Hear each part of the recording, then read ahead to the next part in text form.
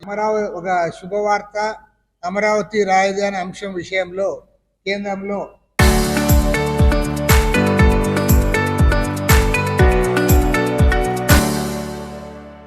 పార్లమెంట్లో ఇవాళ తీర్మానం చేయబోతున్నారని తెలుస్తూ ఉంది.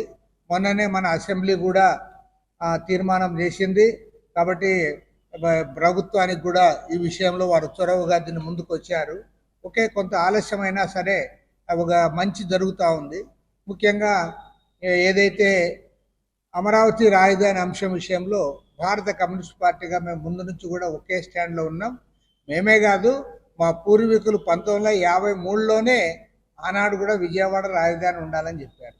ఆనాడు చంద్ర రాజేశ్వరరావు గారు, సుందరయ్య గారు, కరిమెల నాగిరెడ్డి గారు ఆనాడు ఉమ్మడి కమ్యూనిస్ట్ పార్టీ నాయకులుగా ఉండి ఆనాడు కూడా వారు చెప్పారు స్పష్టంగా. అదే వైఖరి మేము ఈనాటికి కూడా కొనసాగిస్తూ ఉన్నాం. అమరావతి రాజధాని విషయంలో ఎలాంటి సంశయాలు లేకుండా ఒక క్లారిటీ దీని ద్వారా వస్తుందని చెప్పి మేము భావిస్తూ ఉన్నాం. ఇదే సందర్భంలో వైఎస్ఆర్ కాంగ్రెస్ పార్టీకి కూడా అప్పీల్ చేస్తూ ఉన్నాం. ఓకే, రాజకీయంగా వేరు వేరు అంశాలపైన వేరు వేరు వైఖరులు మనం తీసుకోవడం అనేది అది సమంజసమే. కానీ అమరావతి రాజధాని విషయంలో మళ్ళీ దాన్ని వివాదాస్పదం చేయకుండా అందరూ కూడా ఒకే మాట పైన ఉంటే బాగుంటుంది. మీరు కూడా సహకరించాలి. ఈ సందర్భంలో అధికార పార్టీ వారికి కూడా విజ్ఞప్తి చేశాను. అధికార పార్టీ అంటే మీరు ఏ నిర్ణయాలైతే తీసుకుంటారో దాన్ని ఒప్పించడానికి ప్రతిపక్షాన్ని కన్విన్స్ చేసే పద్ధతుల్లో మీరు మీ స్టేట్మెంట్స్ ఉండాలి తప్ప ఇంకా మరింత ఇరిటేట్ చేసే పద్ధతుల్లో రెచ్చగొట్టే పద్ధతులు కరెక్ట్ కాదు. కాబట్టి అధికార పార్టీ వారు కూడా సంయమనం పాటించి ఇది అన్ని రాజకీయ పార్టీలు, ఎందుకంటే అమరావతి రాజధాని విషయంలో రాష్ట్రంలో ఉన్న అన్ని రాజకీయ పార్టీలు కూడా అంగీకారం తెలిపాయి, ఇంక్లూడింగ్ వైఎస్ఆర్ కాంగ్రెస్ పార్టీ. మధ్యలో వాళ్ళు అధికారంలోకి వచ్చినాక మారారు. మళ్ళీ ఇప్పుడు దాన్ని వివాదాస్పదం చేయకుండా వారు సహకరించాలి. వీరు కూడా వారిని కన్విన్స్ చేయడానికి పోతే మన రాష్ట్ర అభివృద్ధికి ఇది ఉపయోగపడుతుంది. మనం అమరావతి రాజధాని అంశం విషయంలో అందరం కూడా ఏకాభిప్రాయంతో ముందుకు సాగాలని చెప్పి కోరుతా ఉన్నాం.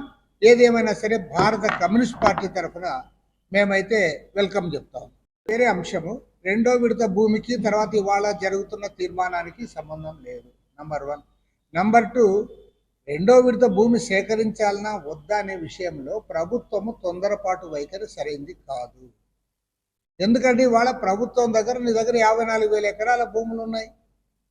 దానిపై నువ్వు డెవలప్ చేసి ఇది చేయాలి తప్ప నేను ఇంకా ఇది డెవలప్ కాకుండా ఇది పూర్తి కాకుండా నేను ఇంకా తీసుకుంటాను ఇంకా పెట్టుకుంటాను అంతా నా కంట్రోల్లో పెట్టుకుంటారంటే అది నేను చంద్రబాబు నాయుడు గారికి ఇప్పుడు చెప్తాను, ఆయనకే కాదు ఏ రాజకీయ నాయకుడికైనా వర్తించే సూత్రం ఇది. భూములు ఎక్కువగా మీ చేతుల్లో పెట్టుకోవాలనే ఒక దురాశాపూరితమైన వైఖరి సరైంది కాదు. అది ఎవరు చేసినా సరైంది కాదు.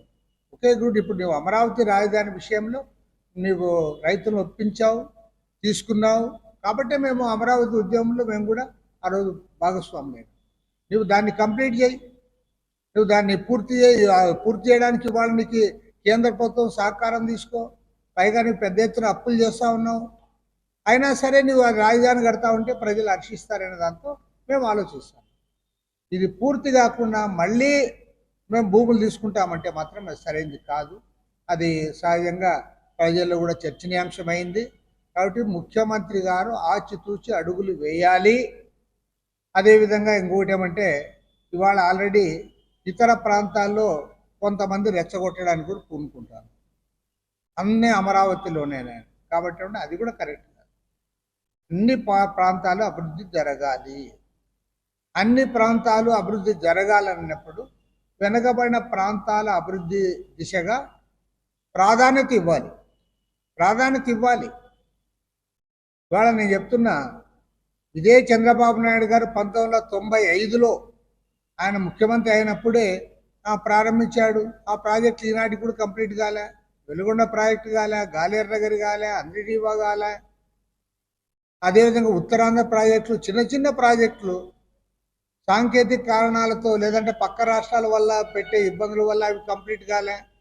కాబట్టి ప్రభుత్వాన్ని కోరేది ఏమంటే వెనుకబడిన ఉత్తరాంధ్ర, ప్రకాశం జిల్లా, రాయలసీమ ప్రాజెక్టులకు ప్రాధాన్యత ఇవ్వండి. అమరావతి ఇవాళ అందరి సహకారంతో ముందుకు తీసుకోండి. అమరావతి మీరు ప్రయారిటీ ఇస్తా ఉన్నారు, గుడ్, చాలా సంతోషం.